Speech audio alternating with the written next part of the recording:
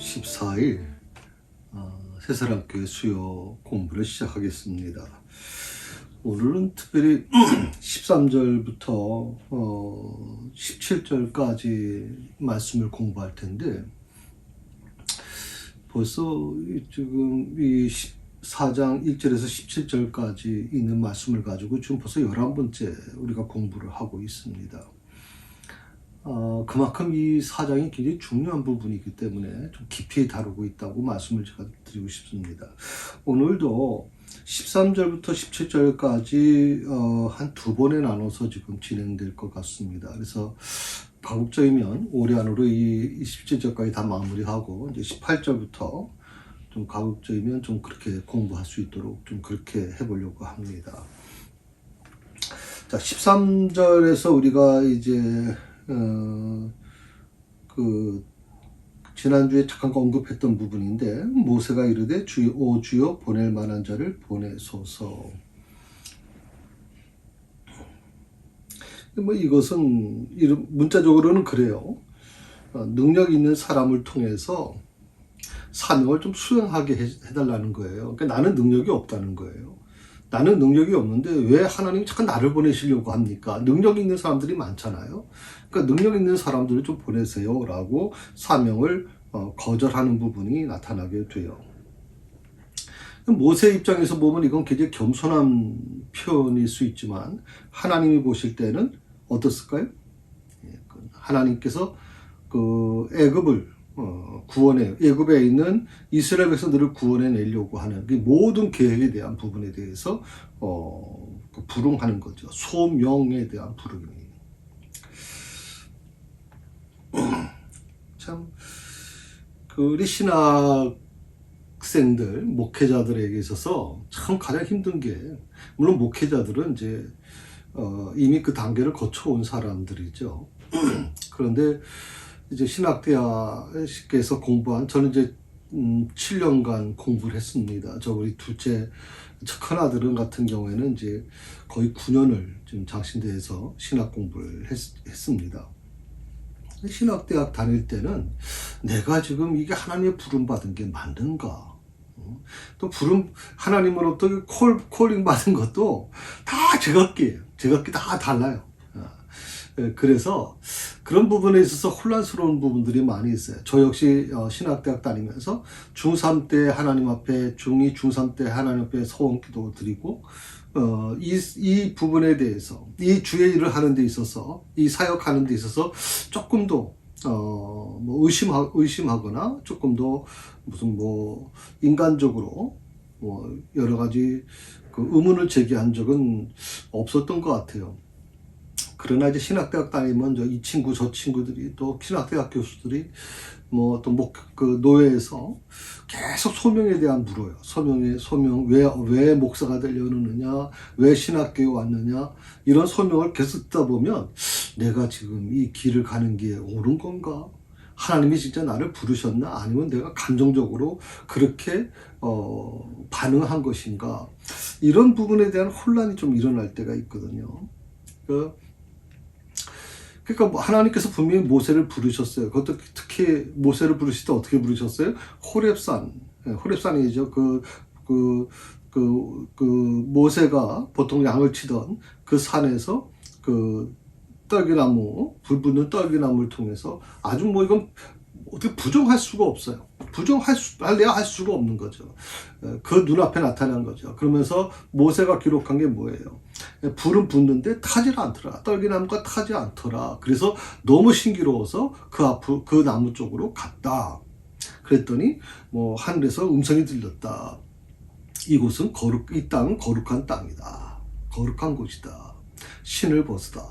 이런 어떤 것과 여러분 다 아시잖아요. 소명에 대한 거.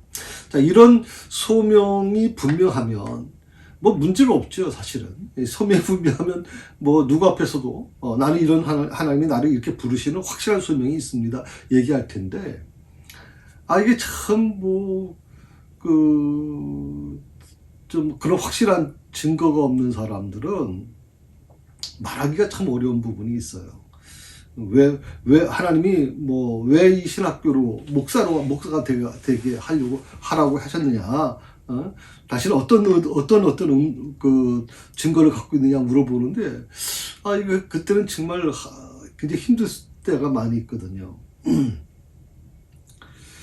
오늘 이 모세가 그렇게 분명한 소명을 받았음에도 불구하고 불응한단 말이죠. 하나님은 바로 그것이 아마 결심이 있을 겁니다. 소명에 대한 불응. 분명히 다른 것도 아닌 분명하게 확신하게 그 모세에게 그 소명을 줬음에도 불구하고 모세가 그것을 불응한다. 그러니까 소명에 불응한다는 것은 결국 믿음이 부족하다고 하는 뜻이죠. 하나님 편에 보면 그래요. 하나님 편에서 보면 믿음이 부족한 거죠. 믿음이 있다면 사실 그 정도 소명을 받았으면 정말 주여 죽으면 죽으리라, 죽겠습니다. 이사야처럼 나를 보내주십시오. 하나님 나를 보내줘, 내가 가겠습니다. 이렇게 이 정도 돼야 되는데 이 모세는 그런 게 전혀 없었던 것 같아요. 자, 소명에 대한 불우, 믿음에 대한 부족. 그래서 하나님의 진노를 받을 수밖에 없는 상황까지 좀 처하게 된 거예요.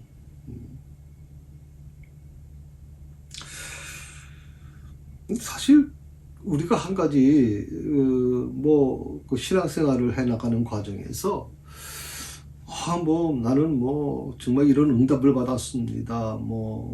나는 이런 확신이 있고, 나는 이런 은사적인 체험이 있고, 또 이런 어떤 능력이 있습니다. 이런 것을 자랑하는 것은 어떻게 보면 그 자체가 또 하나님께 좀 불손한 부분도 존재할 수 있고요. 그것이 오히려 내 자랑이 될 수 있기 때문에 위험한 부분도 있어요. 그런데 하나님 앞에서 그래서 하나님 앞에서 자신의 연약함을 깨닫는 거 저는 매우 중요하다고 생각을 해요. 모세처럼 하나님 나는 못합니다. 나는 입이 뻣뻣하고 나는 정말 바로한테 가서 할 수 있는 그런 용기도 없고 그런 준비도 안 되어 있습니다. 그러니 보낼 만한 자를 보내주십시오. 모세가 얘기하는 보낼 만한 자, 적어도 바로에게 가서 하나님 당신이 보냈다는 것을 당당하게 증거할 수 있는 말도 잘하고 능력도 있는 사람을 좀 보내십시오라고 하는 겁니다. 어떻게 인간적으로 보면요, 이 모세의 이 변명 속에는, 고백 속에는 참 겸손한 모습인 것 같은데, 또 자기 연약함을 이렇게 깨닫고 하나님 앞에 고백하는 거 중요한 부분인 건 사실이에요. 그런데 그럼에도 불구하고요, 하나님께서 부르실 때는 어떻게 하면 좋을까요? 최선을 다해 순종하는 겁니다. 하나님이 나를 부르셨다, 하나님이 내게 소명을 주셨다, 하나님이 나를 콜링했다 하면 내가 부족하면 부족한 대로 하나님이 쓰실 것이고, 내 필요에 따라서 내 처한 상황에 따라서 하나님의 일을 감당하실 거 아니에요? 내가 부족하면 부족한 걸 채워가실 거 아니에요? 그러니까 내가 할 일이 뭐예요? 나는 부족합니다. 나는 말을 못합니다. 그러니 다른 사람을 보낼 사람을 보내주세요 라고 하는 이 변명이 아니라, 하나님 제가 많이 부족합니다.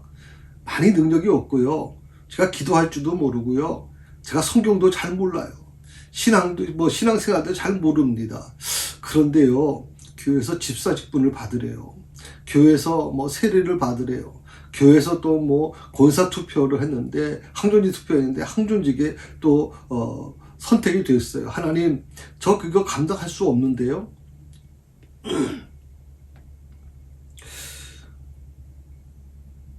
부족하지만 하나님이 저는 채워 가실 거라고 믿어요. 하나님이 만들어 가실 거예요. 제가 늘 여러분에게 말씀을 드렸잖아요. 저는 말을 잘 못하는 사람이었어요. 그래서 저는 모세의 심정을 알아요.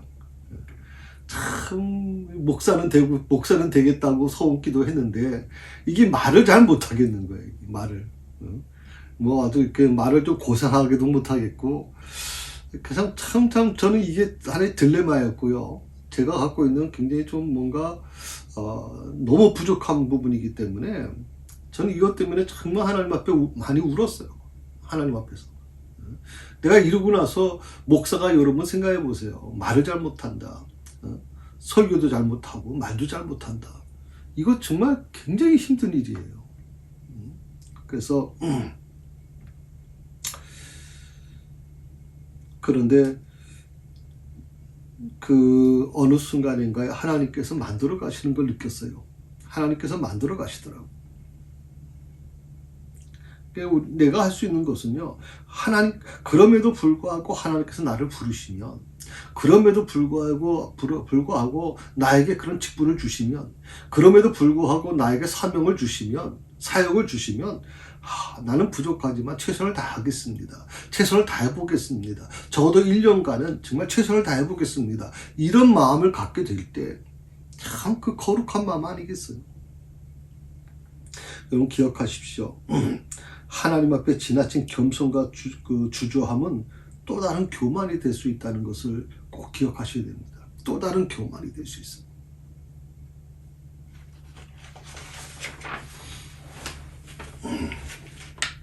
오늘 13절에서 보낼 만한 자라고 하는 거 얘기했어요. 보낼 만한 자.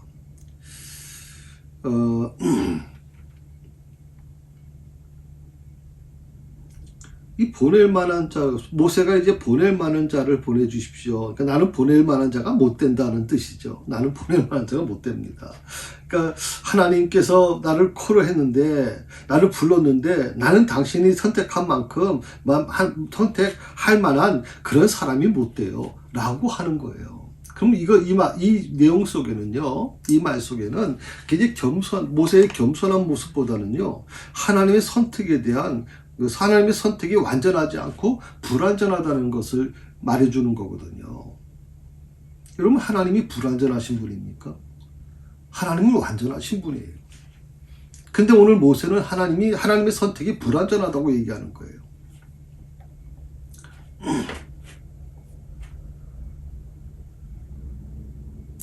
이 보낼 만한 자를 보내소서라고 하는 것은 보냄을 받을 만한 능력을 지닌 자를 보내달라는 거예요. 보냄을 받을 만한 능력을 지닌 자.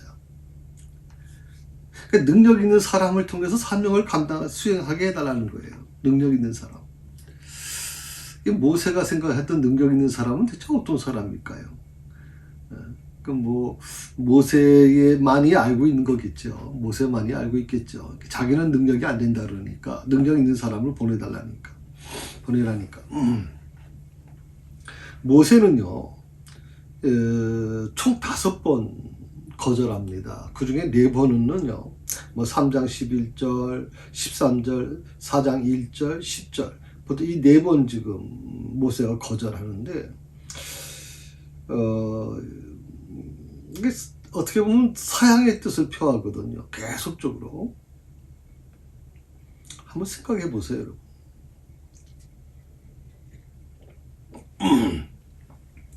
한두 번은 좀 그렇다고 그러지만, 아니, 세상에 4번, 지금 5번째인데, 한두 번도 아니고 4번, 5번을 거절한다. 저는 솔직히 참 하나님이 좀 이해가 잘 안 됐어요. 하나님이 참 이해가 안 된 것 같아요. 아니, 모세가 못하겠다는데, 아주 죽어라고 못하겠다는데, 그 4번, 5번을 거절했다는 얘기는 정말 못하겠다는 거거든요. 안 한다는 거예요, 지금. 하나님께서 그렇게 내가 너와 함께 해줄게, 너와 동행해 줄게, 몇 번이 얘기했는데도 이 모세가 좀 들어먹질 않잖아요.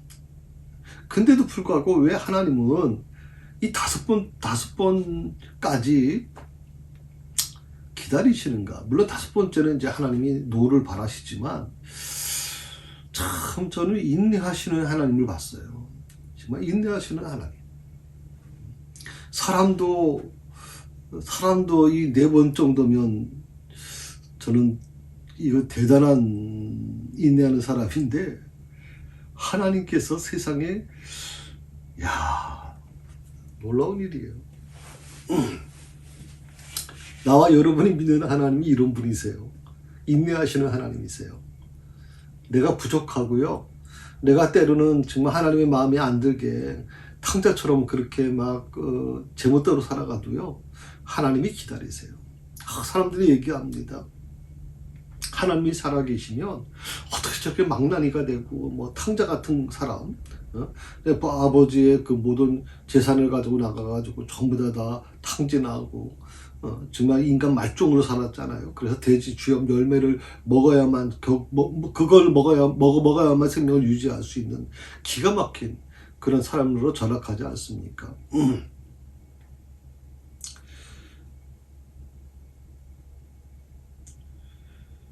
어떻게 보면 참 우리가 생각할 때 나도 그렇게 생각할 때도 그렇고 여러분도 그렇게 생각할 텐데 저렇게 믿음 생활하는 사람 정말 어떻게 보면 개망나니로 믿음 생활하는데 저걸 왜 가만두실까? 하나님 살아계시면 어떻게 저렇게 그냥 방치해 두시나?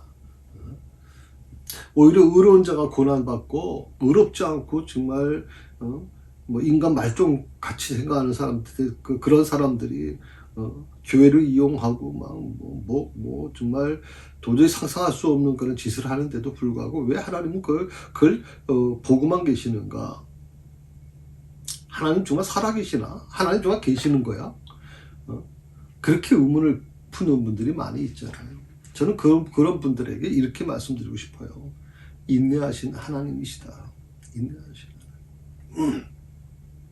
우리 스스로도 나 스스로도 정말 전 용서하면 안 돼요. 전 용서할 수 없어요 라고 얘기하는데 하나님은 끊임없이 그걸 용서하고 계시거든요. 인내하고 계시는 거예요. 돌아올 때까지. 그게 네 번째까지는 하나님이 침묵하시면서 인내하세요. 그러다가 다섯 번째까지 거절하니까 그 네 번째까지는요. 하나님께서 그때마다 해결책까지 제시해줘요. 이 말을 못합니다. 그럼 내가 너의 입이 돼줄게. 뭐 또 여러 가지 뭐 정말 다 그 하나하나 지금 반대할 때마다 부정할 때마다 하나님이 다 그에 대한 해결책까지 다 제시해 주잖아요. 근데도 불구하고 모세가 계속 나는 못합니다. 할 수 없어요. 보낼 만한 자를 보내세요라고 얘기하니까 하나님이 다섯 번째까지 거절하는 이 모세를 향해서 마침내 진노하십니다. 그리고 역시 진노하시면서도 모세에게 또 다른 해결책을 제시해 주죠. 그게 누굴까요? 예, 바로 모세의 형 아론입니다. 아론. 모세가 구체적으로 반대하는 이유 중에 하나가 뭐냐면 자기가 이 사역을 감당하지 못하겠다는 게 그건 말을 못하겠다는 거잖아요. 네.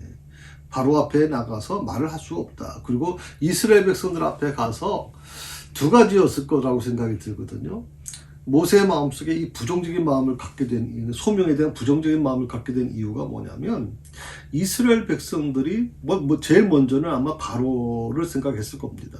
바로 앞에 내가 나간다는 게 목숨을 내걸어야 되니까 이건 도저히 불가능하다고 생각할 수 있죠. 왜? 그 바로가 자기를 언제든지 죽이려고 하기 때문에 물론 직접적으로 자기를 죽이려 했던 바로는 죽었다래도 그게 후계가 이루어졌다면 역시 그 잔재가 남아있지 않겠어요. 또 하나는 뭐냐면 이스라엘 백성들이 자기를 받아주겠냐는 거죠. 이스라엘 백성들이 왜 40년 전에도 이스라엘 백성들이 모세를 향해서 얘기했잖아요. 너가 우리의 대변인이냐? 너가 모세 당신이 우리의 중보자냐라고 아주 대들잖아요 지금.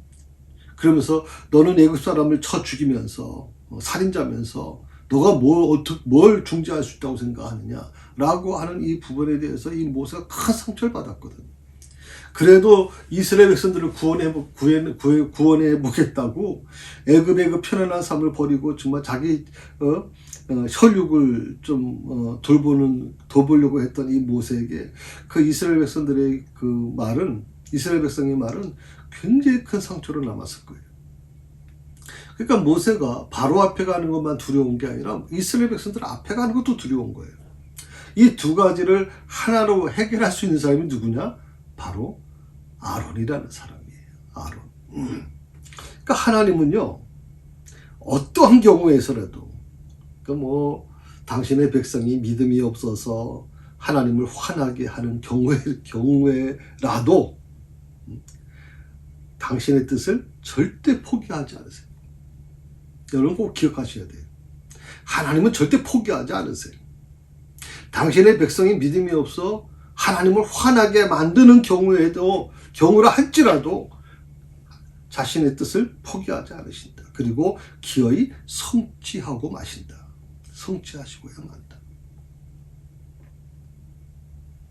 이것이 바로 당신의 백성을 향한 하나님의 신실함이라는 거예요. 신실함. 하나님의 신실하심. 우리가 믿는 하나님은 참 신실하신 분입니다. 믿음 생활을 하면 할수록요, 제가 목회를 하면 할수록 정말 더 깊이 느껴져요. 하나님은 정말 신실하신 분이다. 신실하신. 복음서에도 우리 있잖아요. 오 신실하신 주 내 아버지여. 이 신실하다는 거, 참 사람들과의 관계를 여러분 보시게 되면 많은 사람들이 특히 연예인들이요, 사람을 믿었다가 막 패가망신하는 사람들이 많이 있잖아요. 동업을 하자 그래서 나갔다가 같이 동업하다가 완전히 사기당해가지고 인생이 많이 밑바닥으로 막 전락해버리는 그런 일들이 수없이 많이 있잖아요. 사람과의 관계에서 신실하다는 표현을 쓰기가 굉장히 쉽지 않아요. 그런데 하나님은 우리에게 신실하신 분이다. 신실하신 분이다.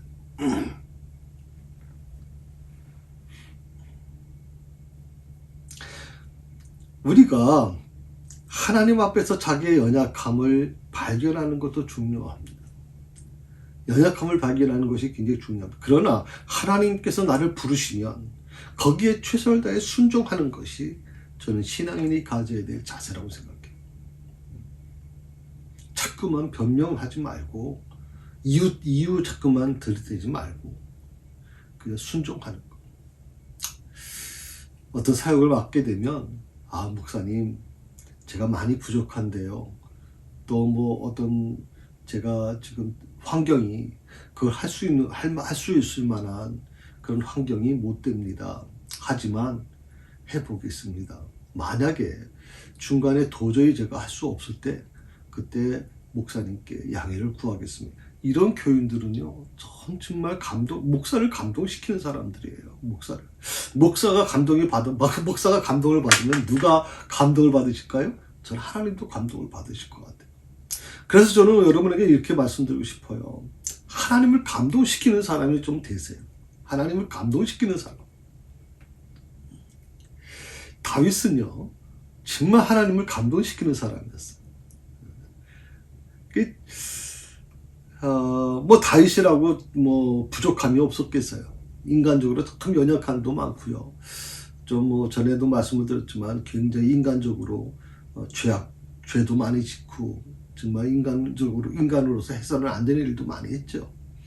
그럼에도 불구하고 하나님이 다윗을 끝까지 사랑했던 이유가 뭐냐면 다윗은 자기의 잘못을 깨닫는 순간 하나님 앞에 막 울부짖어요. 자기 모든 옷을 찢고 죄를 뿌리면서 정말 그 왕의 신분으로 할 수 없는 정말 밑바닥까지 내려가서 정말 금식하며 하나님께 용서해달라고 기도하는 사람입니다. 하나님께서 어떻게 보면 징벌하시려고 하다가도 그 다윗의 모습을 보면 하나님을 감동시키거든요.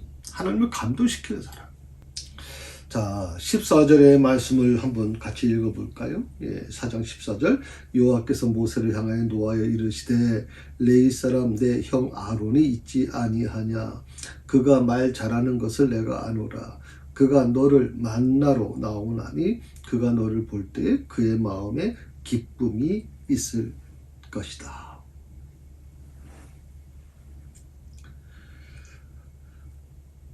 하나님께서 모세의 계속되는 변명에 화를 내시죠. 그런데 이 하나님이 내시는 이 화는, 진노는 어떤 징계의 의미라고 보기는 좀 어렵다고 생각해요. 징계의 의미라기보다는 국률과 사랑이 그 안에 내포되어 있어요. 그러니까 하나님이 분노하시는, 그러니까 화를 내시는 이유는 뭐냐면 하나님은 모세를 당신의 뜻 가운데로 이끄시려고. 그 뜻이 뭐예요? 지금 모세가 좀 애굽으로 가야 돼요. 바로 앞에 서야 돼요. 그리고 이스라엘 백성들을 애굽에서 끌고 나와서 40년 동안 이 광야에서 이스라엘 백성들을 지켜줘야 돼요. 그게 모세의 사명이에요.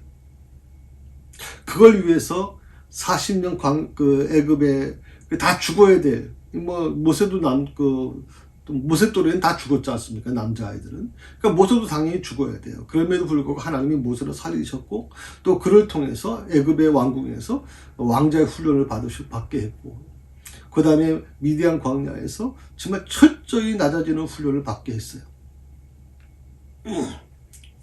그 이유는 뭐냐면, 바로 이 80년간 정말 하나님께서 모세를 시킨 이유가 뭐냐면, 바로 이 때를 위해서.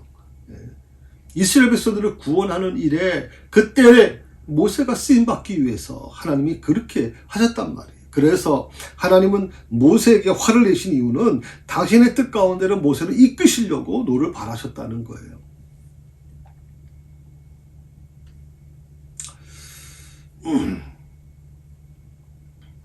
노하여 이르시되, 그 시사에 보면 그렇게 나오죠. 노하여 이르시되. 모세를 향해 노를 바라셨다. 모세를 향해 노하여 이르셨다. 이 노한다라는 그 표현을 이제 히브리어 안에 보면 이스라엘 말이죠. 그 성경 기록되어 있는 그 히브리어에 보게 되면 그런 내용이 번역되어 있어요. 코를 시큰거린다. 노한다는 것은 코를 시큰거린다. 진노한다. 그래서 성경에 보면 하나님이 진노하셨다라고 하는 표현이 나오는데, 노하셨다, 진노하셨다는 표현이 나와요. 그때는 이스라엘 백성들이 땅바닥에 엎드려서 다 벌법을 떨었다 그래요. 하나님이 진노하시면 이 세상에 살아남을 사람이 없어요, 여러분. 하나님이 진노하시면. 지금 모세에 대해서는 하나님이 모세를 자기 뜻 가운데 끌어오시려고 하는 이 분노이기 때문에 그러지, 하나님이 진짜 분노하시면 살아남을 인간이 없다니까요. 이 자연이 없어요, 여러분.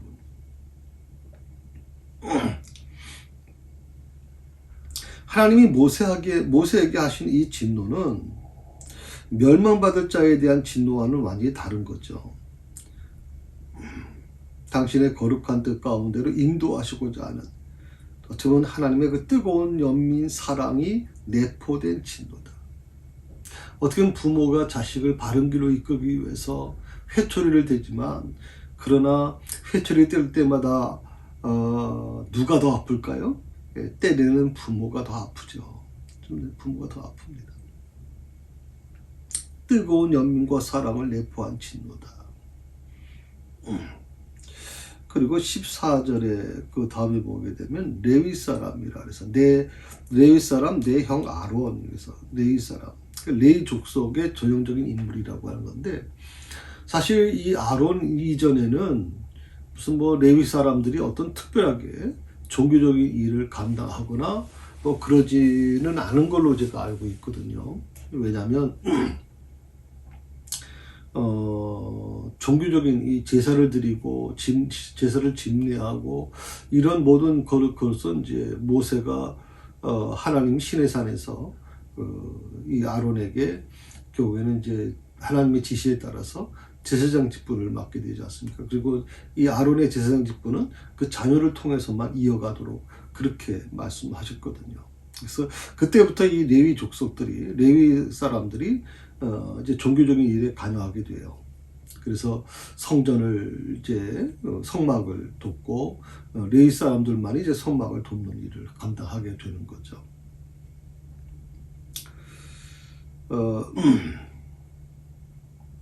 그 레위 사람이라고 하는 이 말 속에는 장차 이 아론의 후손들이 담당하게 될 이 성막 봉사의 의미가 내포되어 있다고 볼 수 있습니다. 또 그 레위 사람 아론이라고 그래, 내 형 아론이라고 그랬거든요. 아론이라고 하는 건 여러분 잘 아시는 것처럼 아므람과 요게벳의 첫째 아들입니다. 그리고 동생인 모세보다 3년 연상이죠. 그러니까 재밌는 게 뭐냐면 이 아론이 태어날 때는 이제 그런 게 없었어요. 나일강에 조문 남자애들은 버리라든 죽이라든 이런 지시가, 이 명령이 내려오질 않았어요. 그러니까 아론은 아무런 어려움 없이 살은 거예요. 그런데 이제 모세 때에 이런 이제 명령이 내려와서 모세 또래에 있는 남자들은 다 죽었어요. 그 모세보다 3년 연상인데, 그런데 여기서 한 가지 좀 중요한 부분이 있어요. 우리가 인간적으로 보면요, 아론이 형이잖아요. 그리고 말도 잘하잖아요. 참 아론은 말 잘합니다. 그러니까 말을 잘한다는 게 여러분 무슨 웅변가처럼 말을 잘한다는 게 아니에요. 이제 상황에 따라서 아주 뭐 좀 요즘 말로 하면 달변가라고 보면 돼요. 달변가. 정말 상황 적재적소에 말을 하고 사람들을 막 이끌어가는 어떤 그런 흡인력이 있는 그런 사람, 그런 말을 잘하는 사람을 보통 얘기한단 말이죠.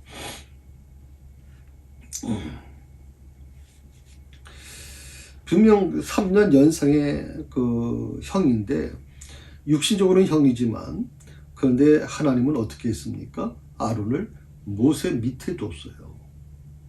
그래서 아론은 하나님의 이 부름에 응답 하고 모세 밑에서 기꺼이 일을 합니다.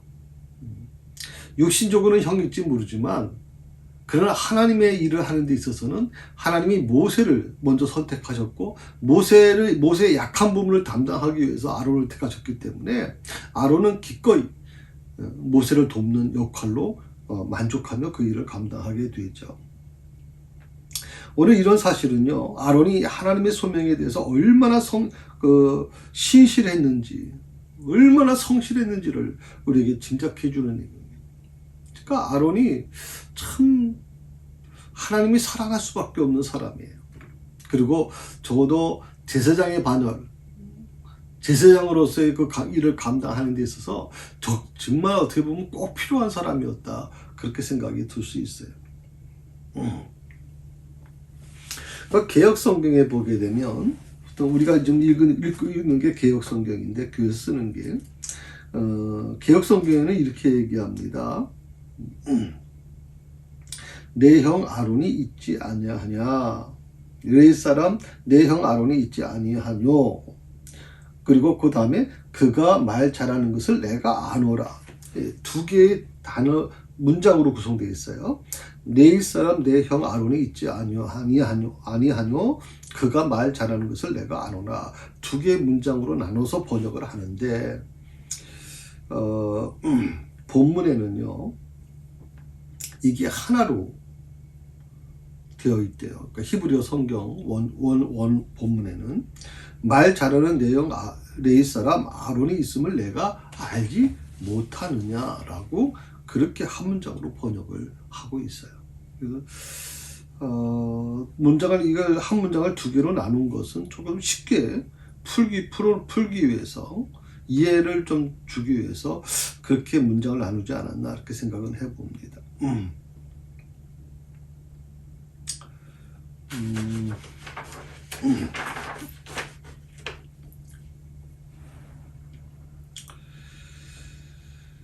어떻게 보면 하나님께서는 모세와 아론과의 만남을 미리 작정하고 이제 계셨다고 볼 수 있거든요. 그래서 오늘 14절에 그가 말 잘하는 것을 내가 아노라, 그가 너를 만나러 나온다라고 하는 표현을 보면, 하나님께서 그냥 우연히 만나게 하는 것이 아니라 미리 작정하고 계셨다.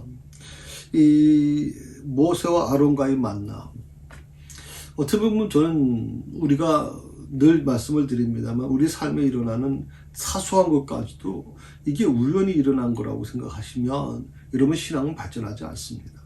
우연이라고 생각하지 마시고, 하나님께서 이것을 통해서 내게 뭘 말씀하시는 건가, 나를 어떻게 하시길 원하시나, 여러분 그렇게 받아들여야 됩니다. 특히 뭐 이사를 하는 데 있어서 이사하는 믿지 않는 분들은 굉장히 그 날을 중요시 여기죠. 제가 한번 농담적으로 한번 말씀을 드립니다만은, 저는 이사할 때 손 없는 날인가요? 손 있는 날인가? 제일 싼 날이 있어요. 그래서 보통 손 없는 날은 아주 굉장히 비싸죠. 이사 짐센터에서. 근데 저는 일부러 그날 택해서 이사합니다.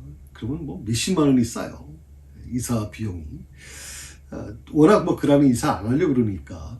그래서 저는 아주 편안하게 아주 그 이사를 합니다만은 모세와 아론과의 만남이 우연히 만들어졌다.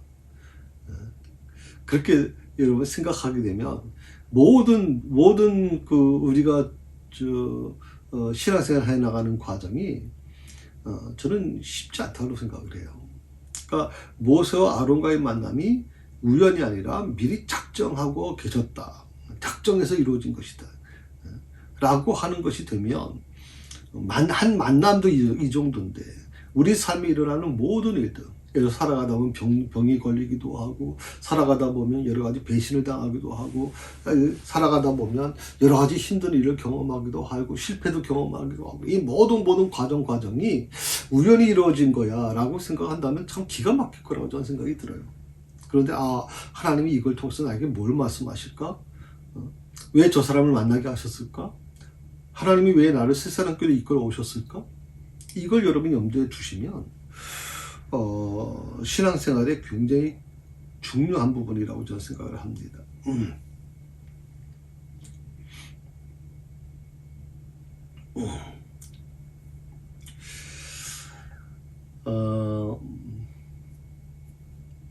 특히 그 마지막 부분에 기쁨이 있을 것이다. 기쁨이 있을 것이다. 그의 마음에 기쁨이 있을 것이다. 이것은 결국 모세가 하나님께 받은 계시의 핵심을 전해주고 아론이 그 메시지를 능력 있게 백성들과 바로에게 전하는 것을 얘기해주고 있는 거거든요. 그래서 참 놀랍다고 생각이 들어요. 모세가 그럴 거라고 생각을 하셨는 건지. 하나님은 미리 모세가 그럴 거다. 그러니까 아론을 미리 준비해 두셨잖아요. 아론이 어느 날 갑자기 이렇게 등장한 인물이 아니에요. 하나님이 미리 준비해 두셨단 말이에요.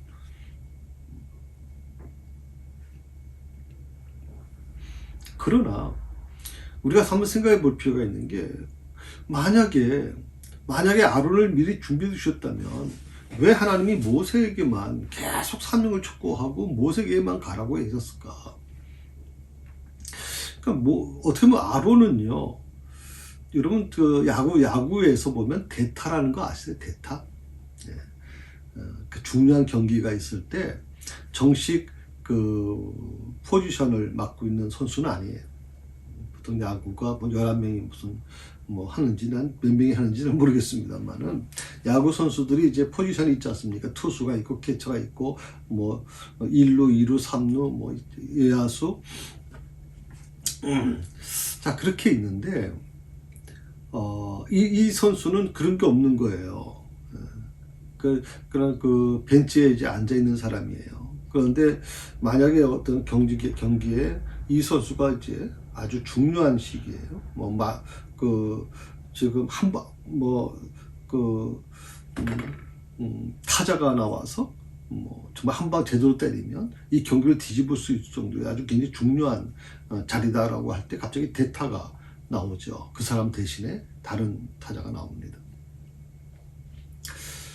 저는 이 아론은 그런 역할로 쓰임받은 것 같아요. 모세가 할 수 있죠.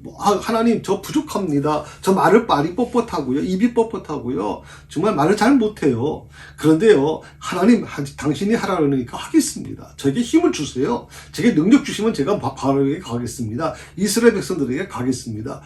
이랬으면 아론이라는 존재는 나오지 않을 거예요. 아론이라는 존재는 제가 볼 땐 나오지 않을 것 같았어요.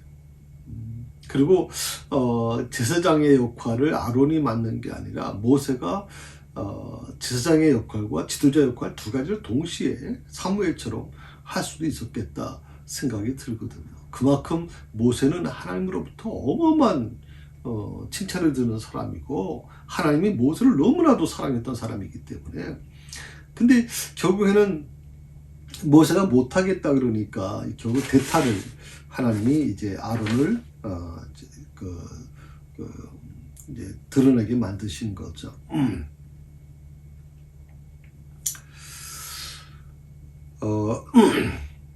저는 하나님의 입장을 조금 더 생각해 봤어요. 그러니까 5번이나 못합니다. 자네 도저히 못하겠습니다. 뭐 계속 하나님이 못한다고 할 때마다 방법을 알려주시고 또 그런 것을 대한 해결법을 전부 알려주셨음에도 불구하고 4번 가까이 뭐 못하겠다. 그리고 마지막 5번째는 보낼 만한 자를 보내십시오라고 얘기할 때 하나님이 그때 비로소 이제 아론이라는 대타를 이제 등장시킨단 말이죠. 자, 하나님의 입장에서 한번 바꿔서 한번 생각해 봅시다. 우리가 속으로 의심과 불만을 잔뜩 품은 채로 입술로만 예 하는 어떻게 보면 하나님 뜻도 잘 정확히 모르는 신자들이 있어요. 그냥 무슨 일이면 다 알고 있는 거 알고 있다고 얘기를 해요. 잘 압니다. 예, 이렇게 아주 긍정적으로 얘기하는 사람들이 있는데 진짜 아는 건지 아니면 아는 척하는 건지 잘 모를 때가 있는데 그런 부류의 사람이 있고요. 한쪽에 또 한 사람은 모세처럼 아주 꼬치꼬치 따져서 의심을 어떻게 보면 가지고 그 의심에 대한 부분을 하나님께서 해결해 달라고 노력하는 신자들이 있어요. 하나님은 어느 신자를, 어떤 종류의 신자를 더 기뻐하실까요? 그냥 입술로만 예하고 속으로는 불만이 가득 품은 사람을 하나님이 더 기뻐하시겠습니까? 아니면 모세처럼 꼬치꼬치 따지고 의심을 가지고 있지만 의심을 제거하려고 노력하는 그런 신자들의 모습, 이 둘 중에 하나님은 어떤 신자를 더 기뻐하시겠느냐 하는 거예요. 하나님의 마음에 합한 자의 대표인 다윗이 지은 시편에 보게 되면 하나님께 따지다 못해서 불평과 원망을 쏟아놓는 시가 얼마나 많은지 몰라요. 여러분 시편의 말씀을 보시게 되면 다윗이 정말 하나님의 영광을 찬양하는 정말 아름다운 시도 있지만 어떻게 보면요 정말 하나님께 따지듯이 막 하는 시편의 말씀도 있거든요. 이 불평과 원망이 막 쏟아붓는 그런 시편에 있는 말씀도 있어요.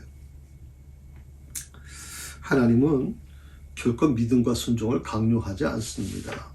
대신에 하나님 당신을 제대로 좀 알게 되면 믿음이 생겨요. 하나님이 우리에게 믿음을 강요하지 않고 순종을 강요하지 않아도 우리가 하나님을 제대로 알게 되면 믿음이 저절로 생긴다니까. 저절로 기꺼이 순종할 수밖에 없게 된단 말이죠. 그래서 오늘 우리가 이 본문에서 정말 하나님을 의심하고 불평을 쏟아놓는 이 모세를 하나님이 어떻게 이끌어 가시는지 그것 좀 살펴봤으면 좋겠다 생각이 들어요. 자, 하나님의 인내의 한계가 뭐냐 하는 것에 대해서 좀 한번 묵상해 봅시다. 우선 하나님의 인자와 긍휼이 아무리 무궁해도요 그 인내에 한계가 있음을 우리가 오늘 본문을 통해서 볼 수 있죠. 히브리서 12장 8절에 보게 되면 징계가 없으면 사생하여 하나님의 친자녀라면 당연히 징계도 받아야 한다라고 히브리서 그 저자가 그렇게 얘기를 합니다. 징계가 없으면 사생하다. 하나님의 친자녀라도 당연히 징계를 받아야 된다. 로마서 1장 24절 말씀을 보게 되면 하나님은요 불신자라고 보통 우리가 얘기하잖아요. 예수 믿지 않는 사람들은 그 마음의 정욕과 또 상실한 마음대로 내버려 두신다 이렇게 얘기해요. 내버려 두신다. 그래서 참 인간들이요 하나님을 알지 못하면 어떻게 마음의 정욕대로 움직이는 거예요. 그리고 그 상실한 마음 때문에 우울증이 심해지고 그것이 결국에는 자기 목숨을 스스로 끊어버리는 참 비극적인 일들이 우리 삶 속에 일어나는 것 중에 하나가 뭐냐면 하나님이 계시질 않는 거예요. 여러분 하나님을 믿는다는 게 얼마나 큰 축복인 줄 아세요? 그거 아세요, 여러분? 하나님을 믿는다는 게 얼마나 큰 축복이에요. 힘들고 어려울 때마다 교회 와서 울 수 있잖아요. 사람들 앞에 얘기할 수 없는 거, 정말 창피해서 얘기할 수도 없는 거지만 하나님 앞에서는 정말 숨김없이 얘기할 수 있잖아요. 털어놓을 수 있잖아요. 이거는 상담학적으로도 굉장히 중요한 거예요. 심리 상담학적으로도 누구에게나 자기 마음을 좀 털어놓을 수 있는 그런 믿을 사람이 있으면요, 사람은 좀 그렇게 쉽게 무너지지 않아요. 그런데 그런 마음을 털어놓을 대상이 없을 때 굉장히 사람들은 우울증에 빠지게 되고, 그리고 이제 극단적인 선택을 하는 경우가 많이 있게 됩니다.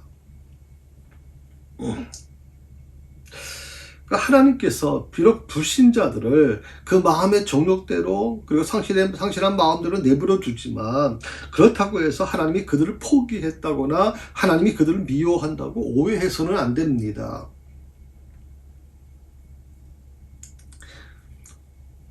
그러니까 하나님께서 그들을 버려두는 이유 중에 하나는 뭐냐면, 그들이 그런 극한 상황까지 가서, 마지막까지 가서 하나님께 돌아오길 원하는 거예요. 마치 탕자가 아버지 집에 가고 싶다. 아버지 집에는 그래도 내가 동물이 먹는, 짐승이 먹는, 돼지가 먹는 주원 열매를 먹으면서 생명을 유지하는데, 그래도 아버지 집에 하인들은 그래도 밥이라도 제대로 먹고 있다면, 내가 아들로서 돌아가는 게 아니라 내가 종으로 하나님 아버지 집에서 일하고 싶다라고 얘기할 정도잖아요. 특히 하나님께서 이 5번까지 이제 기다리시는 과정에 대해서 하나님의 인내가 어디까지냐라고 하는 부분에 대해서 궁금하신 분들이 많이 있을 거예요. 우리가 보통 얘기할 때 마태복음 18장 얘기를 많이 해요.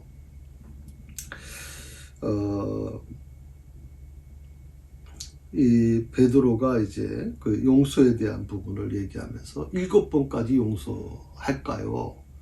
7번까지라도 용서하면 됩니까? 라고 하는 7이라고 하는 숫자는 굉장히 베드로의 입장에서는 굉장히 대단한 거예요. 예. 특히 근동지방에는요, 무슨 법이 있어요. 그게 뭐냐면 눈은 눈으로, 이는 이로. 그래서 지금 이란에서도 자기 아들을 죽인 사람을 그 아버지가 직접 총살시키도록 하는 게 있잖아요. 그러니까 그런 분위기 속에서 베드로는 그래도 7번까지도 용서하면 될까요? 라고 그래서 자기 최선을 다한 거예요. 지금 이거는 누구도 얘기 못하는 거를. 그런데 예수님께서는 그 베드로의 말을 들으면서 뭐라고 얘기합니까? 형제가 잘못하면 몇 번까지? 70번씩 7번까지도 용서해줘라. 70번씩 7번.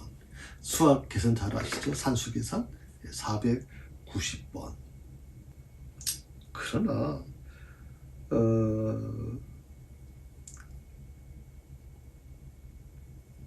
이 부분에 대한 것을 우리가 좀 다시 한번 생각해 볼 수 있는 게, 우리가 하나님은 그렇게 용서해 주실 거야. 예수님도 490분까지 용서해라 그랬으니까, 내가 어떤 잘못을 해도 하나님 다 용서해 주실 거야 라고 그렇게 기대하는 분들이 있을지 모르겠지만, 그렇게 기대하면 안 돼요. 자, 사람들 보고 예수님처럼 용서해 주라는 것도 하나님이 인간의 인내의 한계를 시험하겠다는 뜻도 아닙니다. 인간을 절대 정죄할 수 없다는 뜻이에요. 조금 전에도 제가 말씀드렸지만, 근동 지방에는 어떤 법이 존재해요. 그게 상대방이 나한테 해를 주면 나도 그만큼 그 받은 해만큼 그 사람에게 돌려주는 것이다 라고 하는 이 부분은, 이게 쉽게 말하면 보복법인데, 보복할 수 있는 권리예요. 이것까지도 예수님은 사랑으로 극복하려고 하는 거예요.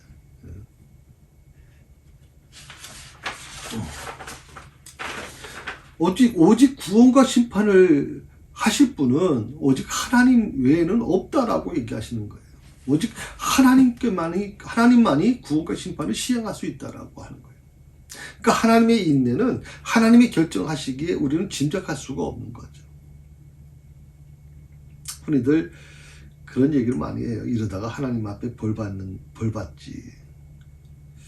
그러면서 이제 굉장히 내심 불안해하는 사람들이 좀 많이 있잖아요. 알기는 잘 알아요. 내가 이러다가 정말 벌 받지. 우리 교인들도 이따금씩 만나다 보면 목사님 죄송해요. 제가 주일 성수도 좀 안 하고요. 만약 뭐 주일날 주말 되면 애들하고 뭐 어디 놀러 다니고 제가 좀 이러다가 정말 하나님께 벌 받을 것 같아요. 알기는 알더라고. 그러면서 마음에 좀 불안함도 있죠. 근데 여기 이걸 우리 기독교에서는요, 불안이라고 하는 개념을 그 단순히 어떤 세상적인 어떤 불안의 개념으로 이해하지 않고요. 어떻게 보면 성도들, 하나님을 믿는 사람들에게 안에 내주하고 계시는 성령님이 말할 수 없는 탄식을 하고 계시다는 거예요. 말할 수 없는 탄식을 하고 계세요. 내가 정말 주일 성수하지 않고 뭐 어쩔 수 없이 못 나올 수는 있어요. 우리가 직장 생활하거나 뭘 하면 주일을 지키지 못하는 경우가 많이 있잖아요. 또 믿지 않는 남편이 계시면 여러 가지 주일 성수하는데 여러 가지 어려움일 수 있어요. 그렇지만 우리가 주일 성수를 안 하고 뭐 정말 놀러 다니고 특별한 이유가 없는데도 불구하고 주일 성수를 만약 안 한다 하면 어떤 일이 일어날까요? 내 안에서 말할 수 없는, 누가 탄식해요? 성령님이 탄식하고 계십니다.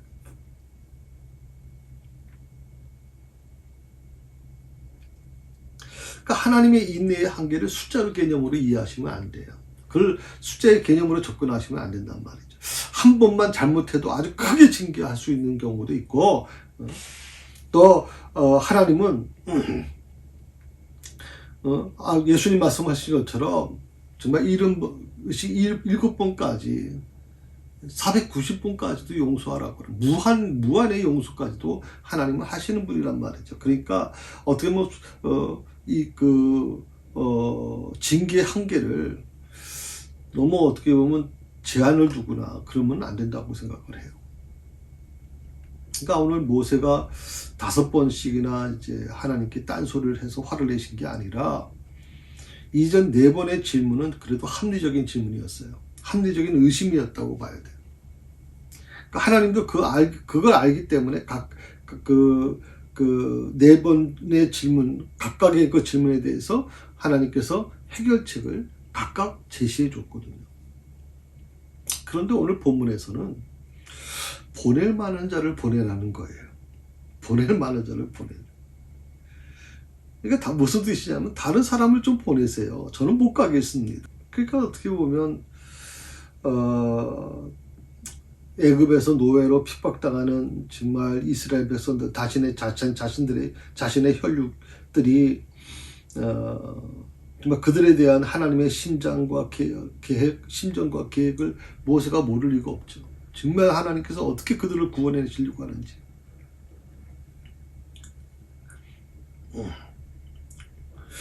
그런데도 거절하게 되면 어떻게 되냐.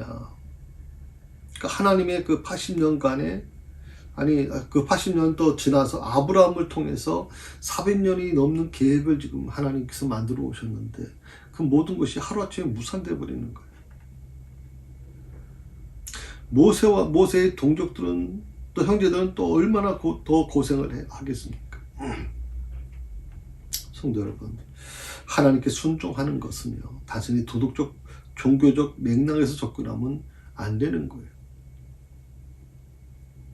그러니까 성도들은요, 나쁜 일 하지 말라는 하나님의 계명 비교적 잘 지켜요. 나쁜 일 하지 않는 것은 잘해요. 그런데 반면에 선을 행하는 일에는 주저해요. 왜냐하면 선을 행하지 않는다고 해서 현재 상황이 더 악화되지 않기 때문에 그래요.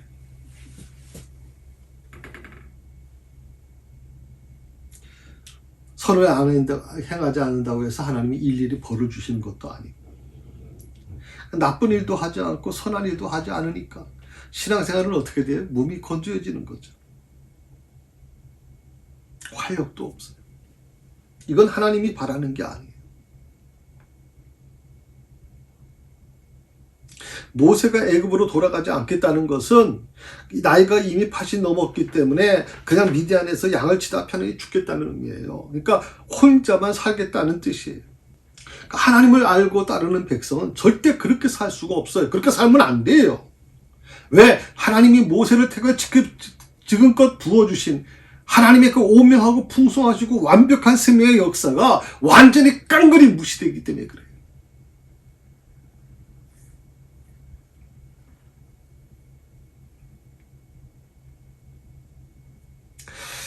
지난 80년은 물론 앞으로의 인생도 전부 다 누가? 모세 자기가 주관하겠다는 거예요. 이걸 쉽게 말하면 이렇게 풀면 이런 뜻이에요. 하나님, 당신과 만남을 이쯤에서 끝냅시다. 하나님, 저를 이제 떠나주세요. 라는 뜻이에요.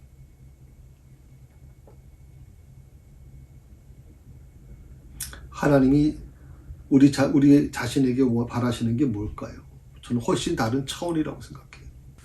아무리 모세가 자존감이 떨어지고 결정과 연약함이 있었지만, 그런데 지레 겁을 먹고서 싸워볼 시도조차 하지 않는 것에 대해서 하나님이 화를 내시는 거예요. 싸워볼 시도조차 하지 않는 것에 대해서. 우리는 그렇게 하지 맙시다. 정말 신앙생활에서 하다가 부딪히고 깨질 수 있어요. 그걸 두려워서 처음 시작부터 못하겠다. 처음 시작부터 나는 못합니다. 그렇게 얘기하지 말아달라는 거예요. 주의 일을 하는 데 있어서도 마찬가지예요. 2022년이 이제 거의 지나가는데 2023년 어떤 사역을 맡을 때도 처음부터 못합니다. 안 합니다. 핑계대지 말고 할 수 있는 데까지는 해보자는 거예요. 할 수 있는 데까지는. 그러고 나서 나머지 부족한 부분은 하나님께 기도하면서 하나님이 채워주시기를. 그리고 만약에 내가 더 이상 부족해서 못한다면 하나님은 아론과 같은 자를 또 붙여주실 거 아니에요. 저는 기도할 때 그렇게 기도해요. 하나님, 아론과 같은 자들이 이 세상교회 좀 넘쳐나게 해주십시오. 아론과 같은. 우리 남성교회, 여성연합회는 정말 잘하잖아요. 남성연합회는, 남성연합 TAC는 너무 조직 구성 자체가 할 수가 없어요. 우리 교회가 초창기 때 얼마나 남성들이 정말 활발하게 움직였습니까? 그런데 왜 하나님이 이 모든 것을 흩으셨을까요? 모래알처럼 다 흩어버리셨단 말이에요.